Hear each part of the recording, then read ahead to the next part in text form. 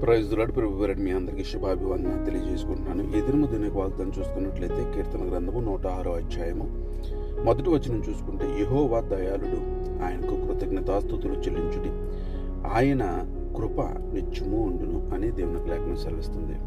యెహోవా దయాళుడు.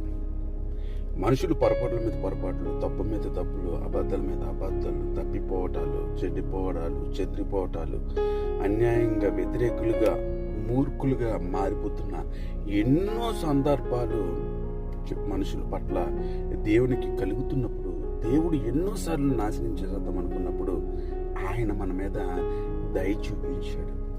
పిల్లలకి ఏమి తెలియదు, అందుకే యేసుక్రీస్తు అంటారు, తండ్రి వీరేమి చేయుచున్నారు వీరు తెలియదు కనుక, ఎందుకంటే వీరు చేస్తుంది వీళ్ళు కాదు, వీళ్ళు వెనకడుతున్న ఉన్నటువంటి దుష్టుడు, కాబట్టి వీళ్ళని క్షమించాను ప్రభువా అని దేవుడు మన పక్షాన్ని ప్రార్థన చేశాడు.